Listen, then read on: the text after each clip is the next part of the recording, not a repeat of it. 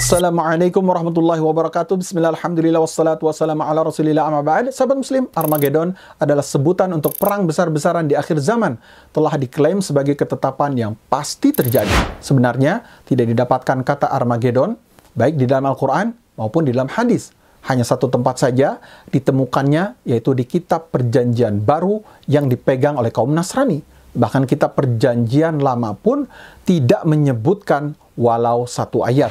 Selebihnya hanyalah ramalan-ramalan para Yahudi yang membesar-besarkan isu Armageddon kepada kaum Nasrani sesuai setting dan ramalan yang telah ditetapkan oleh Yahudi. Kaum Nasrani pun tersanjung, kemudian terkecoh. Mereka kemudian mengira itu pertanda Yahudi membenarkan Injil. Hasilnya, setiap kejahatan kaum Yahudi yang mengatasnamakan suratan takdir selalu didukung oleh kaum Nasrani. Bagaimana kemudian dengan para penulis Muslim yang membahas tentang Armageddon? Adakah mereka juga terjebak dalam ranjau yang telah dipasang oleh Yahudi? Sehingga menyamakan Armageddon dengan Malhamah Kubra atau perang besar yang telah dikabarkan oleh Nabi dan lebih mempercayai tafsiran Yahudi ketimbang penjelasan Nabi Sallallahu Alaihi Wasallam? Mari kita bahas. Malhamah menurut Sunnah Syarifah disebutkan di dalam Sahih Muslim dari Abdullah bin Mas'ud. Dia berkata, sesungguhnya hari kiamat tidak akan datang hingga harta warisan tidak lagi dibagikan dan tidak bergembira dengan harta ghanimah. Kemudian beliau mengisyaratkan dengan tangan ke arah Syam dan kemudian berkata, musuh berkumpul untuk menyerang umat Islam dan umat Islam juga berkumpul untuk menghadapi mereka. Aku bertanya, apakah bangsa Romawi yang dimaksud? Beliau kemudian menjawab, benar, kalian akan terlibat di dalam peperangan yang maha dahsyat. Sehingga kaum muslimin mengerahkan satu pasukan berani mati yang tidak akan kembali kecuali menang. Mereka terjun dalam kancah peperangan sehingga malam hari. Lalu masing-masing pasukan kembali tanpa membawa kemenangan, sementara pasukan berani mati seluruhnya gugur. Nah, perkataan Nabi yang persis sama seperti ini berulang sampai pasukan kedua dan ketiga. Dan pada hari keempat, datanglah sisa pasukan umat Islam dan Allah menjadikan kekalahan atas musuh-musuh mereka. Mereka berperang dalam peperangan yang sangat dahsyat, yang belum pernah terlihat peperangan sedahsyat itu sebelumnya. Sehingga burung yang lewat di lokasi mereka tidak akan lewat, melainkan pasti jatuh mati. Anak dari seorang ayah yang berjumlah 100 orang saling menghitung jumlah saudaranya. Ternyata tidak tersisa kecuali satu orang saja. Lalu harta ghanimah mana yang membuat senang dan warisan seperti apa yang akan dibagikan? Ketika mereka dalam keadaan seperti itu, tiba-tiba mereka mendengar malapetaka yang lebih besar lagi karena seseorang datang dan meneriakkan bahwa sesungguhnya Dajjal telah menyerang anak istri mereka. Maka mereka pun melemparkan apa yang ada di tangan mereka dan segera mendatanginya. Mereka mengirim 10 orang penunggang kuda untuk menyelidikinya. Abdullah berkata, Rasulullah SAW bersabda, sungguh aku mengenal nama-nama mereka dan nama-nama bapak mereka, serta warna kuda-kuda mereka. Mereka adalah penunggang kuda terbaik di atas muka bumi pada saat itu, atau termasuk para penunggang kuda yang terbaik pada zaman itu. Nah, zahir dari hadis Al-Malhamah ini adalah, pada saat itu kaum muslimin memiliki kekuatan yang sangat besar, sehingga mereka mampu menyerang, menang, dan memperoleh ghanimah, lalu kembali dalam keadaan selamat. Sementara realita kaum muslimin sekarang, wallahu a'lam, masih belum nampak bila al-malhamah itu akan segera terjadi jika melihat fakta-fakta yang ada, kecuali bila Allah berkehendak lain. Lalu bagaimana perang Armageddon seperti yang kemudian diklaim oleh orang-orang Nasrani? Nah, sahabat muslim, Armageddon adalah kata yang berasal dari bahasa Ibrani yang terdiri dari dua suku kata. Arma artinya gunung dan Gedon adalah sebuah lembah yang terdapat di Palestina. Terletak di Marj Ibnu Amir sekitar 55 mil sebelah utara Tel Aviv dan 20 mil sebelah tenggara Haifa dan 15 mil dari tepi pantai Laut Tengah.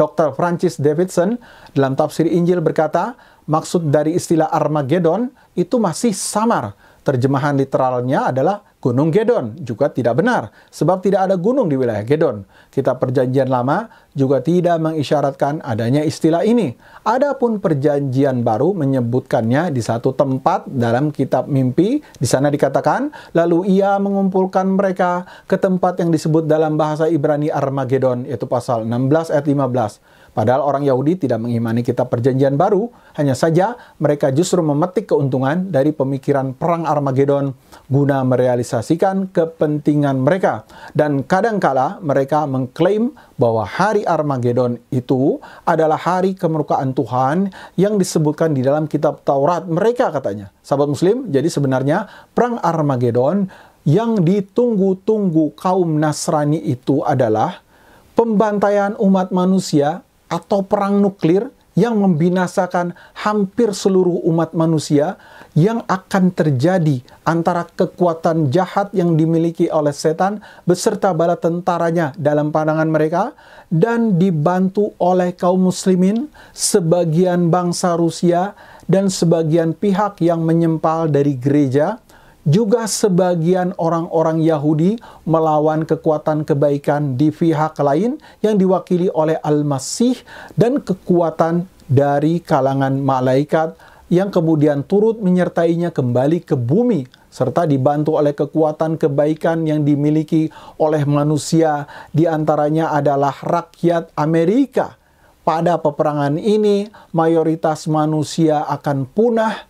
Kemudian dan menjelang akhir peperangan yang dimenangkan oleh Al-Masih, maka setan akan ditangkap, ditawan, dan dipenjarakan. Dan di tengah-tengah pertempuran, orang-orang dari kalangan Nasrani yang percaya kepada keyakinan ini akan diangkat ke langit untuk menyaksikan peperangan tersebut di atas awan. Kemudian mereka kembali ke bumi dengan selamat dan hidup bersama Al-Masih selama 1000 tahun dalam taman Firdaus di bumi. Nah, Dr. As-Saqo mengatakan mereka, yaitu penduduk Palestina, memerangi dan membunuh orang-orang Yahudi menurut kesanggupan yang mereka miliki, hingga jumlah yang tidak terhitung dan terbilang. Dan saat ini orang-orang Yahudi yang akan pindah menjadi ketakutan atas keselamatan mereka. Ketika gelombang kepindahan ini menjadi terhenti, orang-orang Yahudi kemudian membuat tipu daya atas saudara-saudara mereka, yaitu menghembuskan seruan, sesungguhnya sekarang ini kita berada dalam kancah perang Armagedon. Wajib atas kalian untuk tidak takut pindah, karena kita akan menang dan mendirikan kerajaan Tuhan. Dan apabila kita telah mendirikannya, maka Al-Masih Al-Muntazar, yaitu juru selamat, akan melihat kita dan akan datang membimbing kita, katanya, untuk memerangi umat manusia dan menaklukkan negeri-negeri mereka serta menguasainya. Nah, lalu apa perbedaan antara Al-Malhamah dan Armagedon? Yang pertama, berita tentang Malhamah itu telah sahih dari Rasulullah SAW yang tidak berkata dengan hawa nafsu sebagaimana yang telah dijelaskan yang terdahulu. Adapun Armagedon adalah istilah Nasrani Israeli yang tidak diketahui kebenaran dan kesahihannya. Itu hanyalah nama sebuah tempat yang kemudian diklaim bahwa peperangan tersebut akan terjadi di situ. Di pihak lain telah sahih dari Rasulullah SAW bahwa beliau menyebut tempat terjadinya Malhamah adalah di Al-A'maq atau Dabik, dua tempat yang terletak di wilayah Syam dekat Halab. Yang kedua, Malhamah akan terjadi antara umat Islam pengikut Nabi Muhammad dengan pasukan Romawi dan Nasrani yang sesat. Sementara ahli kitab mengklaim bahwa perang Armagedon itu terjadi antara dua pihak, itu kekuatan jahat yang menurut mereka adalah kaum muslimin dan sekutu mereka melawan kekuatan kebaikan yang menurut mereka adalah kaum Nasrani. Yang ketiga, telah sahih bahwa Allah akan menolong kaum muslimin atas musuh-musuh mereka dalam perang Malhamah tersebut. Sementara orang-orang yang mempercayai perang Armagedon itu mengklaim bahwa kemenangan ada di pihak mereka atas kekuatan jahat yang menurut mereka adalah kaum muslimin. Yang keempat, ahli kitab menentukan waktu meletusnya perang Armagedon dan mereka menunggu kedatangan juru selamat mereka pada setiap awal 1000 tahun. Baik 1000 tahun pertama ataupun kedua.